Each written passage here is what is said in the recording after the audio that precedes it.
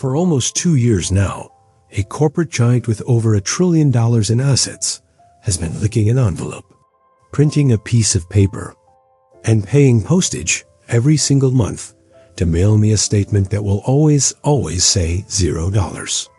They can't stop it. They can't opt out of it. And they don't even know why I did it.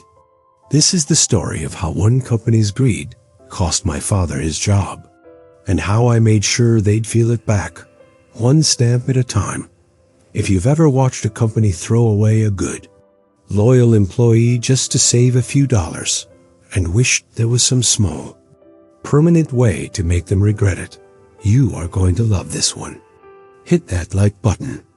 Subscribe if you're new here, and settle in, because this is a masterclass in quiet, patient, perfectly legal revenge that my dad gave Wells Fargo 20 years of his life. Not 20 years of clocking in and coasting, 20 years of actually caring about a job that, in the grand scheme of a massive bank, probably didn't care about him nearly as much back.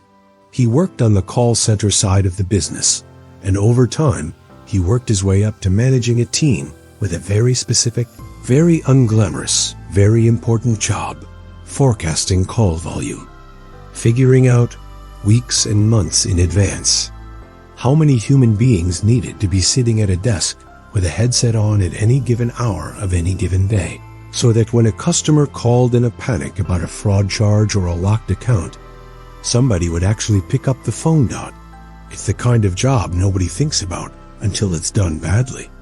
And for 2 decades, my dad made sure it was done well.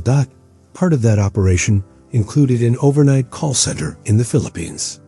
On paper, it was a genuinely smart setup. Their daytime is our nighttime.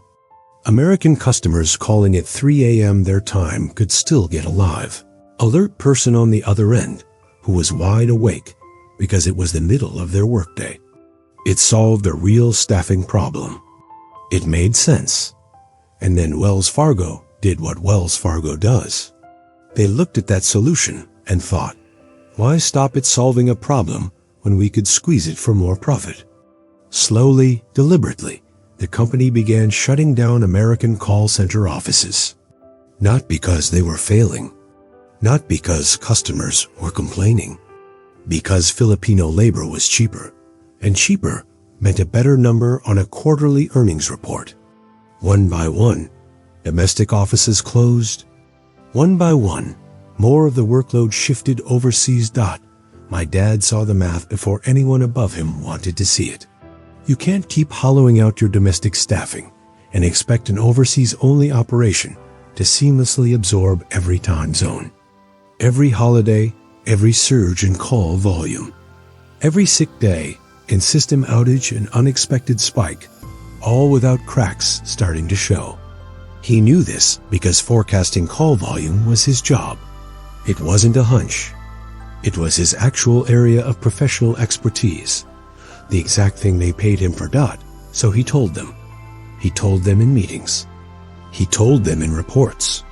He told them, according to my mom, more times than she could count over dinner, in that particular tired voice of a man who is watching a mistake happen in slow motion and knows exactly how it ends.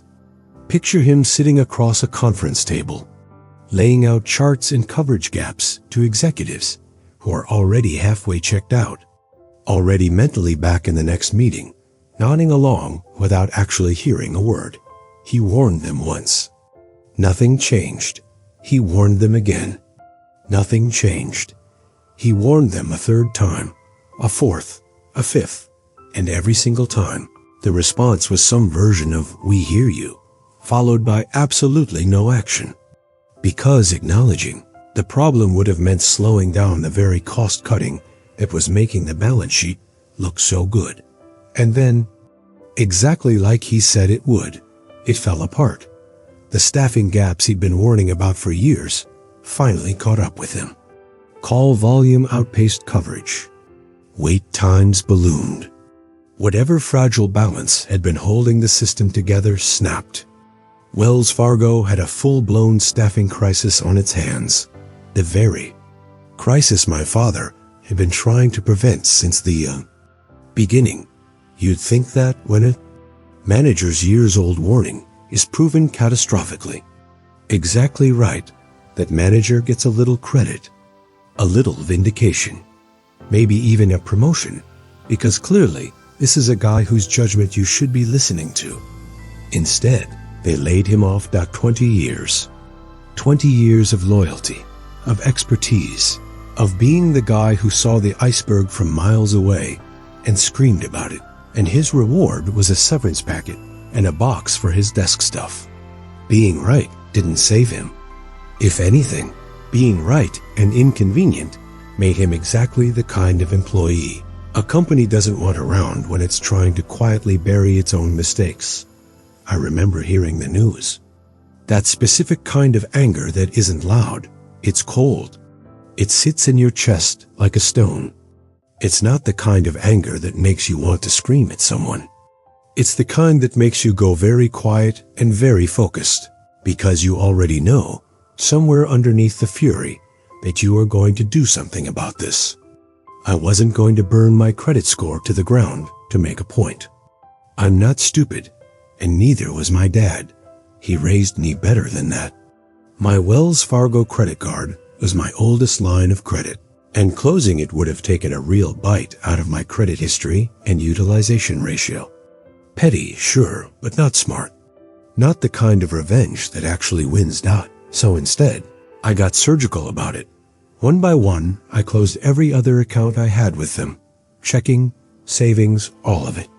I opened fresh accounts at a local credit union, an institution that had never laid off a 20-year employee for being correct.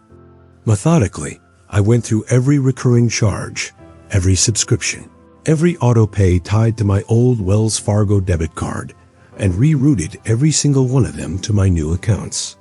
Streaming services, utilities, gym membership. All of it migrated piece by piece until there was nothing left running through them except that one untouchable credit card. And then, the last step, the quiet one, the one that would keep paying off long after I'd stopped actively thinking about any of THIS. I logged into the account settings on that credit card, the one thing I couldn't close, and I found the little toggle for statement delivery. It was set, like almost everyone's is these days, to e-delivery. Paperless, free, convenient for the bank, because it costs them nothing. I switched it to mail. That's it. That's the whole move. No dramatic confrontation, no viral complaint, no letter to corporate. Just one setting, flipped from digital to physical, on a card I intended to use for exactly nothing ever again. Here's the part that makes it so satisfying. I never spent a dime on that card. Not one purchase. Which means every single month, without fail, my balance sits at a permanent, uncheckable $0. And every single month. Wells Fargo, a bank that generates billions in profit a year. A bank that laid off a 20-year employee to save a fraction of that, has to print a piece of paper, stuff it into an envelope, slap a stamp on it, and mail it to my house. To tell me I owe them nothing. To tell me my balance is zero, forever. They can't stop it unless I tell them to. They can't email me a reminder to switch back, because I don't check that inbox. It's a tiny, self-sustaining, permanently running drain. A company that fired my father for correctly predicting a problem they refused to fix. Now paying postage in perpetuity for a statement that says, in the most literal terms possible, you get nothing from me. It's been almost 2 years. Somewhere, in some processing center, a machine keeps printing that $0 statement, keeps sealing that envelope, keeps paying that stamp. Nobody in that building probably even remembers why this account exists anymore. It's just running forever, silently. There's something almost poetic about it. It's not a dramatic act of revenge. Nobody got humiliated in front of a crowd. There's no viral confrontation. It's just a system quietly, permanently reminding a company that used to matter to me that it doesn't anymore. One stamp, one envelope, one $0 statement at a time. Sometimes the most satisfying justice isn't loud. It's just relentless. If this story scratched that itch, do me a favor and smash that like button. It genuinely helps this channel grow. And I want to hear from you in the comments. What's the smallest, quietest, most permanent bit of revenge you've ever pulled off? Drop it below. And if you want more stories like this one, hit subscribe because there are a lot more coming.